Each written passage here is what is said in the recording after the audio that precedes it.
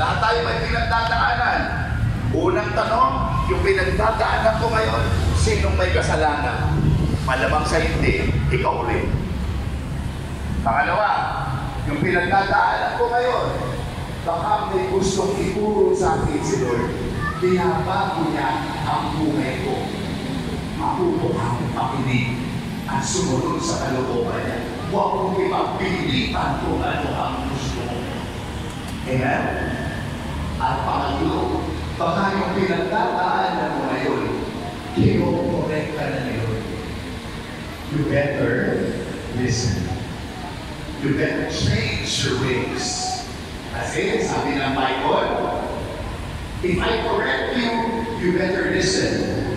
If not, something worse might happen to you. Baka may mas malala na mangyari sa iyo. Kaya yung pinagdadaanan mo ay maraan ko para itamang kita. Ano? Ha? So, tara natin yan. Wala tayo mga pwede isisip. Di ba, magulang, for example, mga tatay na hindi kinalinga ng mga anak, ng babae. Wala nakakalaga ng tatay na ng babae, sinakulo. Di ba? Kaya ang kalaga niya, sino ang anak ang masarap ko ang nalaga ng babae ng tatay? Maway, kaya ano yung pinayupak na yan?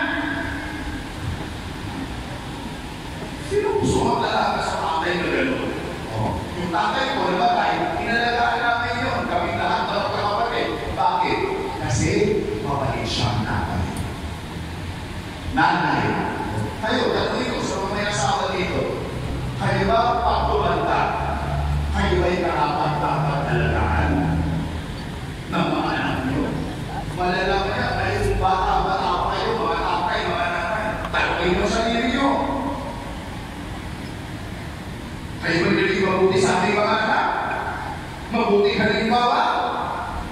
Bakit may mga matatandang kung ako may magulang, kahit paghirap kami, hindi ko paglilimusin yan. Tama?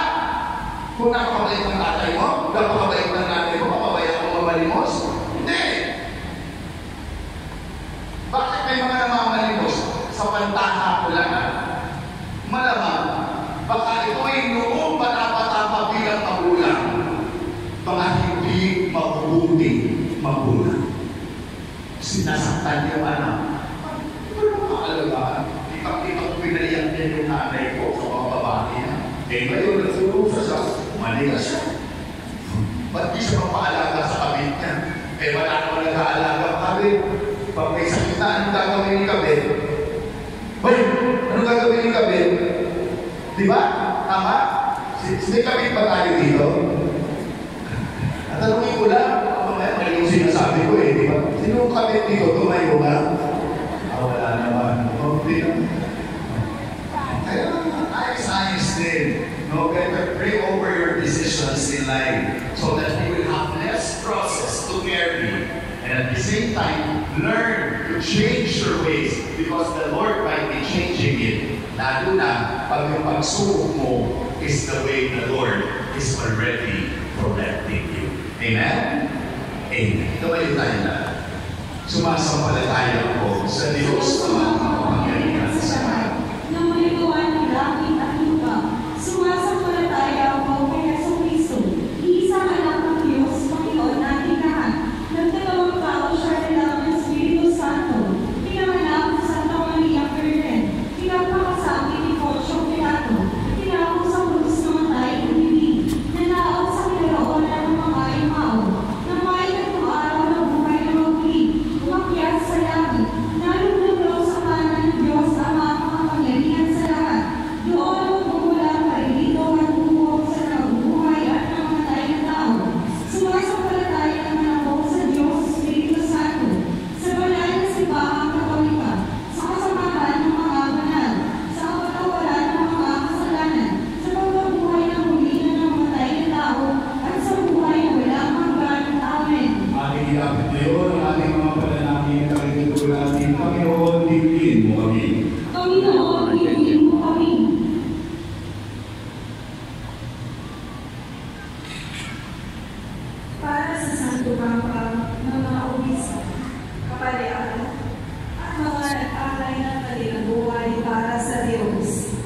patuloy nawa nilang ipahayag si Jesus bilang Mesiyas sa pamamagitan ng kanilang tapat na pamumuhay.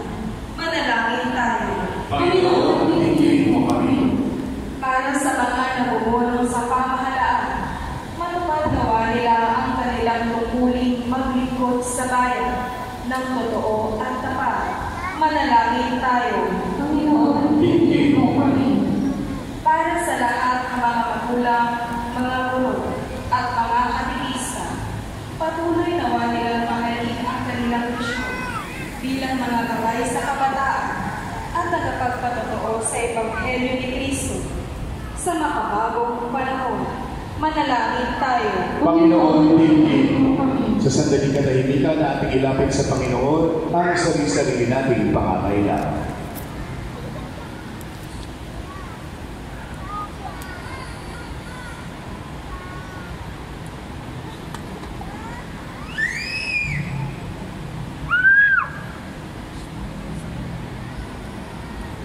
At ang lahat ng ito hinihiling namin sa ngalan ni Kristo ang aming Panginoon. Amen. Amen.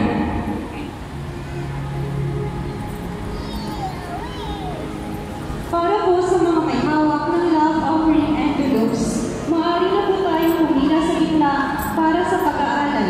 Maraming salamat po.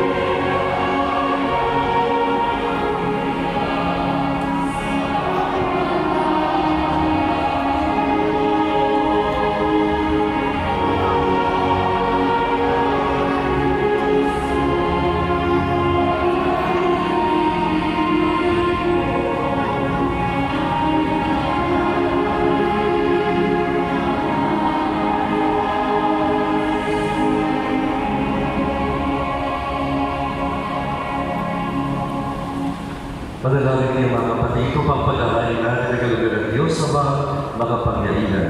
Tanggapin nawa ng Panginoon itong pag-ahalin sa iyong mga kamay, sa kapurihan niya at karangalan sa ating kapakinabangan at sa buong sambayan niyang banal.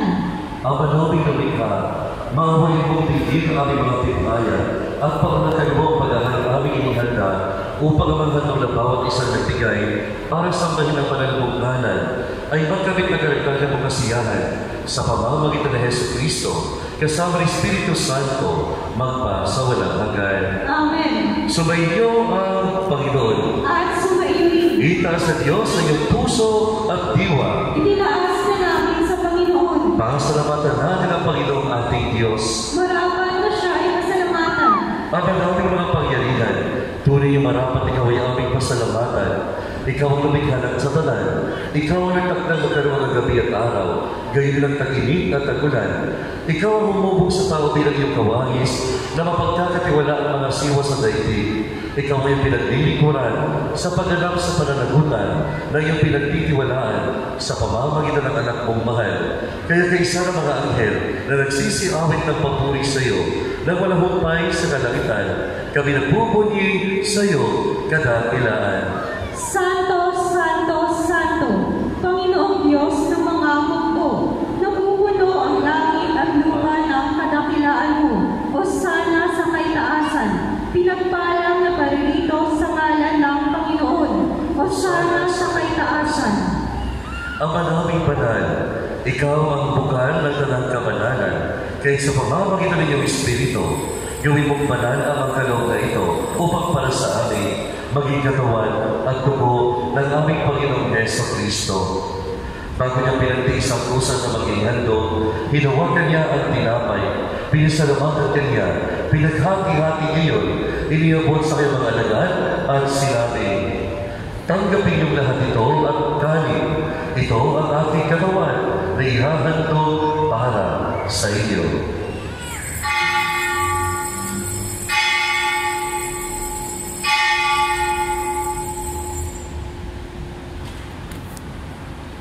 Gayun din naman na matapos ang hapunan, hinawakan niya ang kalis, muli kanyang pinasalamatan, iniabot niya ang kalis sa kanyang mga alagad at sinabi, tanggapin niyong lahat ito at inumin.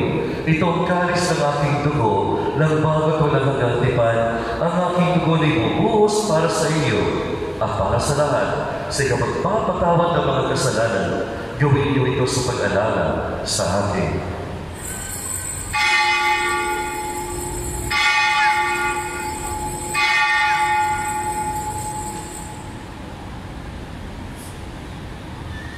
Ang misteryo ng pananampalataya.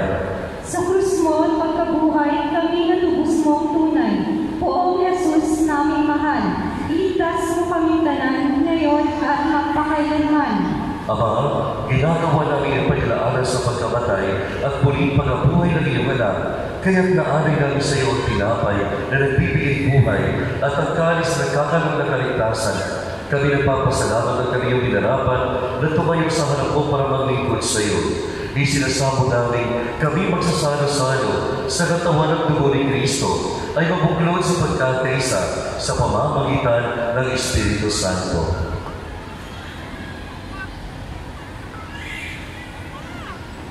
Ama, tinapin mo ang simbahan. Naghanap sa buong daigdig. Puspusin mo kami pag-ibig kay San Francisco at ang aming obispo, si Roberto, at lahat ng kaparinan.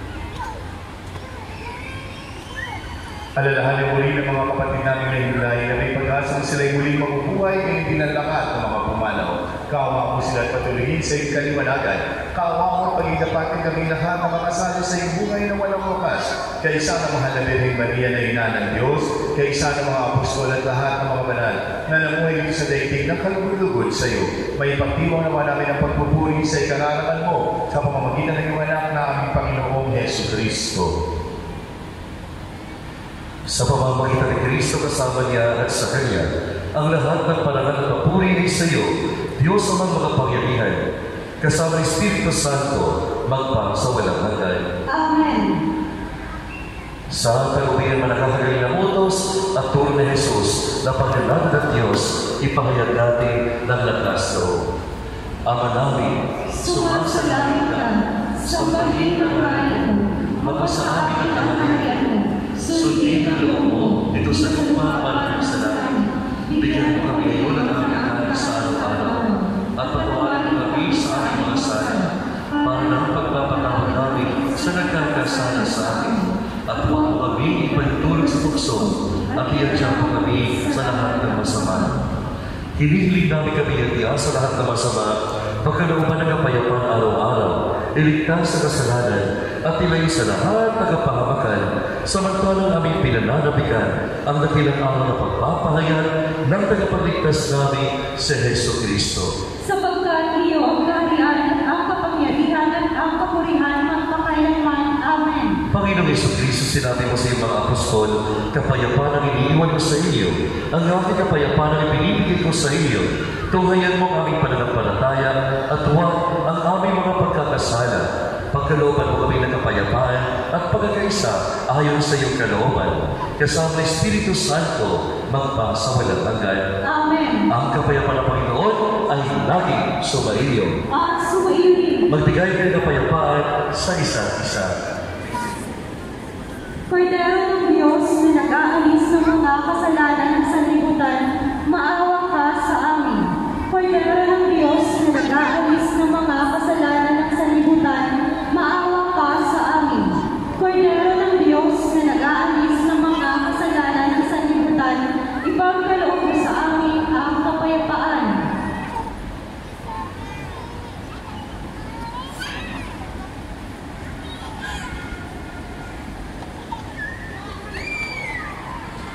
Mga kapatid, ito si Kristo ang Kordero ng Diyos, ang nag-aalis sa makasalanan ng sanlibutan, mapana na may naniyahan sa kaniyang piging. Panginoon, hindi ako karapat-dapat na magpatuloy sa iyo. Ngunit sa isang salita mo lamang ay gagaling na ako.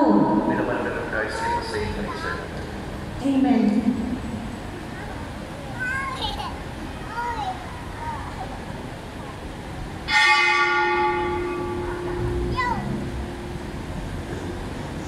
Sa lahat po ng tatanggap ng banal na komunyon, manatili po muna tayo sa ating mga upuan. Ang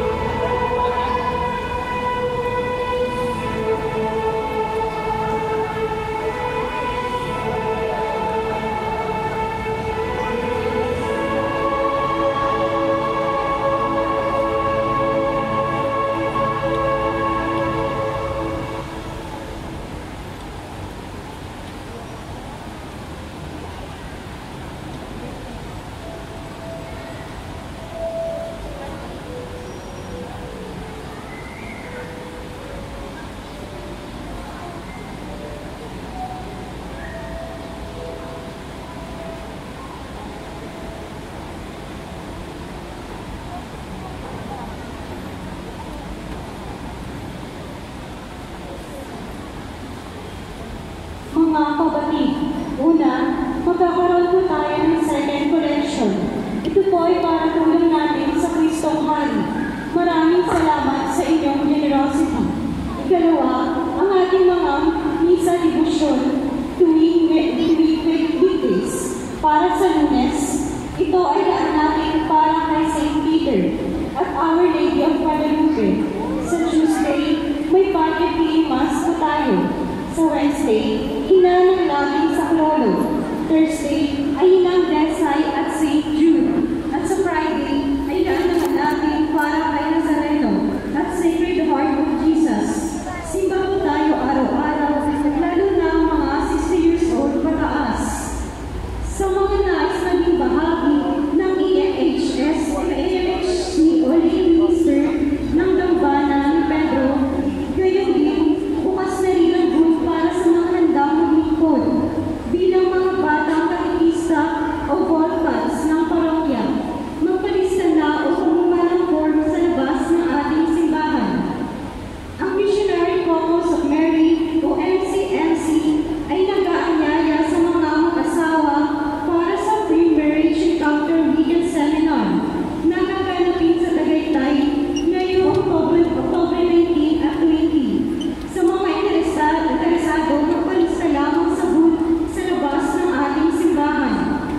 Available pa rin po ang ating STP Vatican logo shirt sa labas ng ating simbahan, maging sa ating bazaar. Limited edition po ito, kaya pili na. Maaari po tayong maghulog ng mga ikapu love offering sa mga nakapalibot na access sa ating simbahan. Ikahuli, magsindi tayo ng kandila sa labas ng ating simbahan para sa inyong mga pansariling panalangin at kahilingan. Bisitahin rin natin ang ating religious store sa mga kailangan inyong libro at gamit espiritual upang makatulong sa ating parokya. Maraming salamat po. So sabi ni ate, meron tayong pinagbibenta doon na t-shirt na may logo ng Vatican. No, that's a limited edition. Kung makikita niyo doon sa salamin, meron po nag-model ng t-shirt na yun. Pakagwapo ho, tignan niyo paglalas niyo. Kaya po nauubos na siya. Pag nauubos na yun, wala na ho kayong mabibili. Tapos katabi niya, mabanda dito, makikita niyo, kasama natin ngayon si Father Bel San Luis. Siya ay SVD. Palakpakan naman natin, i-welcome siya. Nandito po siya para humingi po ng tulong sa atin. Kasi po, alam niyo, kami mga pare, nagkakaedad na. Di ba? Bawa ako, 53 na ako. 53 na si Father. Hindi na kalata. Kapagkabala pa akong 38, 39, 40, mas mukha pa matanda yung asawa niyo. Tingnan niyo. Tingnan niyo. Di ba? Bakit? No? Ayun, yun yung dahilan. No? Pag pumunta kayo sa labas, kasi pero 53 na ako, nagkakailan na. Kailangan natin ng mga bago, mga magpapalit. Kaya lang, alam nyo, marami tayong seminarista, kaya lang, may kakulangan sa bahaging pinansyal. Kaya, nandito po si Father Bel, ako na yung magsasalita. Sabi ko, hindi ako ipapahiya ng parishioners ng St. Peter. Meron po silang binibentang bracelet. No, ito ay magnetic healing bracelet. No? Para yung magpapagbentahan po nito para sa mga nag-aaral na mga magpapapari. No? So, sana po ay tangkilikin ninyo. Alam nyo, ngayon hindi na ako umaalis na hindi ko nasusuot ito. Kanina nga nalimutan ko, pinahabol ko pa. Bakit? Kasi simula nung sinuot ko ito, doon ako nagsimulang bumata ng bumata. Ay, maniwala kayo, bakit kayo, no? Parang dati mukha akong 58. Nung sinuot ko ito, sabi ko, pagkagising ko kinabukasan, mukha akong 58, mukha na lang akong 52. No, nung susunod na linggo, mukha na lang akong 4. Bukas na ako, alam mo, paggising ko, umuunga na ako. Hindi yun totoo. Parang nagdadagdag energy kasi hinihigop niya yung mga stress mo, magnetic kasi siya. Kaya maganda po siya, lalo sa ating mga medyo nagsisikwenta na. Maganda na gusto magkano lang naman. Nakatulong na sa health mo, nakatulong pa ba sa mga gusto at magpare. Okay po ba? Maasahan ko ba na yung tulong natin kay Father Bell? Amen? O, palakpakan natin ang Panginoon. Hallelujah. Sabi ko kasi, Lord, tulungan mo naman ako. Sino yung bibili ng mga bracelet? Sabi niya, anak yung papalakpak. Sila yung bibili. Pag pumalakpak sila at hindi sila bumili, ako nang bahala. Yari kayo. Uulitin ko, palakpak tayo. Father, ubis na yan. Salamat po in advance. Thank you very much po sa inyong lahat.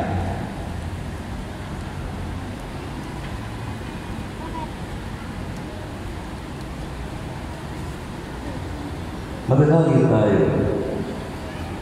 Ama namin ang pagmahal, ang aming kalooban na way pagkarihan ng aming tinanggap na pakikinabang upang huwag ang diwa namin ang umiran, kundi ang bunga na pagdiriwang ang laging mamamayari sa amin sa pamamagitan ni Jesucristo kasama ni Espiritu Santo magpasawalang hanggan. Amen. Sumaiyo ang Panginoon At sumaiyo rin. at napalayo kayo ng mga pangyarihang Diyos, Ama, Anak, at Espiritu Santo. Amen. Tapos na ang misa, bumalik taglay ang pag-ibig upang ang Panginoon ay mahalin at paglingkuran. Salamat sa Diyos. Palakpakan natin ang Panginoon.